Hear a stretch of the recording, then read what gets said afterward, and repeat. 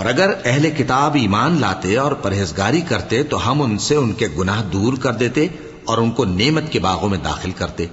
اور اگر وہ تورات اور انجیل کو اور جو اور کتابیں ان کے پروردگار کی طرف سے ان پر نازل ہوئیں ان کو قائم کرتے تو ان پر رزق مے کی طرح برستا کہ اپنے اوپر سے اور پاؤں کے نیچے سے کھاتے.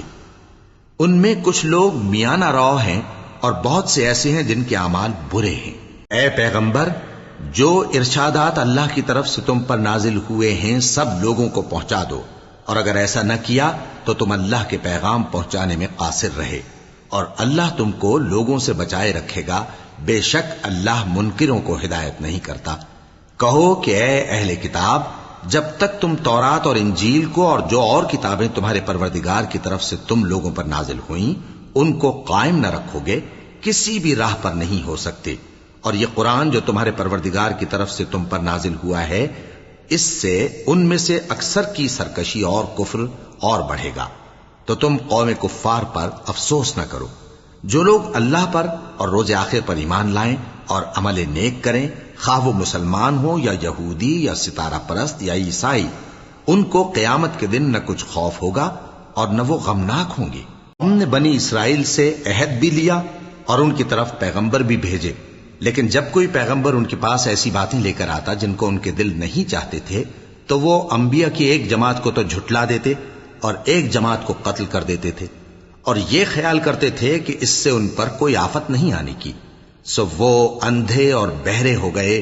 پھر اللہ نے ان پر مہربانی فرمائی، لیکن پھر ان میں سے بہت سے اندھے اور بہرے ہو گئے، اور اللہ ان کے سب کاموں کو دیکھ رہا ہے.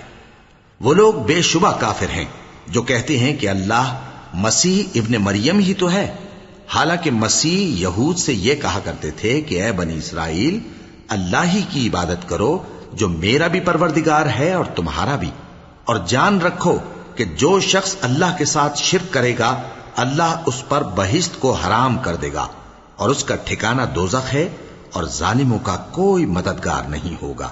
وہ لوگ بھی کافر ہیں جو اس بات کے قائل ہیں کہ اللہ تین میں کا تیسرا ہے، حالانکہ اس معبود یکتا کے سوا کوئی عبادت کے لائق نہیں. اگر یہ لوگ ایسے اقوال و عقائد سے باز نہیں آئیں گے تو ان میں جو کافر ہوئے ہیں وہ تکلیف دینے والا عذاب پائیں گے.